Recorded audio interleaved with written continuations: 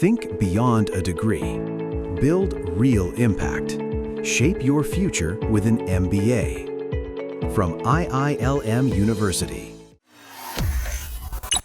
Operation Sindoor के दौरान तुर्की और अजरबैजान ने पाकिस्तान का खुलकर सपोर्ट किया था और भारत का विरोध किया था। लेकिन पाकिस्तान का साथ देकर अब दोनों देशों को तगड़ा झटका लगा है, करोड़ों का चूना लग गया है। तुर्की और अजरबैजान पाकिस्तान का साथ देकर पछता रहे हैं। भारत ने दोनों देशों को तगड़ा झटका दिया है।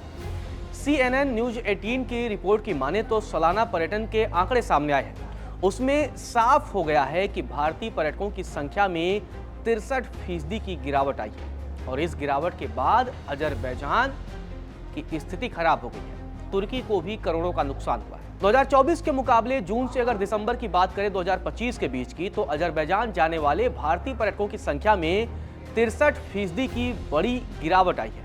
वहीं तुर्की जाने वाले भारतीय पर्यटकों की संख्या में 34% की गिरावट आई है। मतलब साफ है कि भारतीय लोगों ने तुर्की और अजरबैजान का एक तरीके से बायकॉट कर दिया है और बड़ी संख्या में लोग तुर्की और अजरबैजान जाना छोड़ दिए हैं, क्योंकि ऑपरेशन सिंदूर के दरमियान इन दोनों देशों ने खुलकर पाकिस्तान का समर्थन किया था। भारतीय पर्यटकों के आंकड़ों की अगर हम बात करें तो जून से दिसंबर 2024 के बीच 1.5 लाख पर्यटक अजरबैजान गए थे और ये आंकड़ा जून से दिसंबर 2025 के बीच घट जाता है और 57,000 पर रह जाता है, यानी कि 57,000 पर्यटक अजरबैजान गए। जून से दिसंबर 2024 के बीच 2,05,000 पर्यटक तुर्की गए थे, लेकिन फिर आंकड़ा ये घटता है। जून से दिसंबर 2025 के बीच 1,35,000 पर्यटक तुर्की गए। मतलब साफ है कि ऑपरेशन सिंदूर के बाद भारत के पर्यटकों की संख्या में इन दोनों देशों में जाने वालों में बड़ी गिरावट आई है। आपको बता दें कि एक समय भारत से बड़ी संख्या में पर्यटक अजरबैजान जाते थे, लेकिन अब संख्या कम हो गई है। आंकड़ों से अगर आप समझिए कि भारत अजरबैजान जाने वाले 3 शीर्ष देशों में भी शामिल था। मतलब अजरबैजान में जितने पर्यटक जाते थे उसमें भारत टॉप 3 में था, जिससे अजरबैजान को मोटी कमाई हो रही थी। होटल का कारोबार चल रहा था, इसके अलावा ट्रांसपोर्ट का कारोबार चल रहा था और तमाम ऐसे कारोबार चल रहे थे जहां पर मोटी कमाई हो रही थी। लेकिन अब स्थिति बिल्कुल बदल चुकी है। गौरतलब है कि ऑपरेशन सिंदूर के दरमियान तुर्की और अजरबैजान ने पाकिस्तान की खुलकर मदद की थी। तुर्की ने पाकिस्तान को ड्रोन भी दिए थे और कूटनीतिक स्तर पर भी जमकर मदद की थी।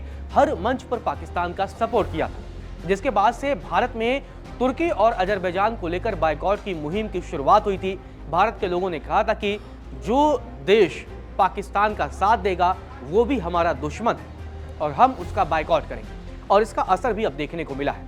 हालांकि पिछले साल जून में प्रधानमंत्री नरेंद्र मोदी ने तुर्की के दुश्मन देश साइप्रस की भी यात्रा कर साफ संदेश दे दिया था कि भारत भी करारा जवाब देगा, भारत भी कूटनीतिक स्तर पर पीछे नहीं हटेगा। अगर जो देश पाकिस्तान के समर्थन में खड़ा होगा, हम उसके विरोधियों के साथ अपने संबंधों को मजबूत करेंगे और उसे भी कूटनीतिक स्तर पर करारा जवाब देंगे। हालांकि अभी भी आंकड़ों में गिरावट तो आई है, लेकिन फिर भी एक ऐसा वर्ग है जो अभी भी तुर्की और अजरबैजान की यात्रा कर रहा है। वो भी कहीं न कहीं अपने आप में एक चिंता वाली बात है कि जहां भारत में बड़ी संख्या में लोगों ने बायकॉट का मुहिम चलाया, उसके बाद भी इतनी बड़ी संख्या में लोग अभी भी अजरबैजान और तुर्की की यात्रा कर रहे हैं।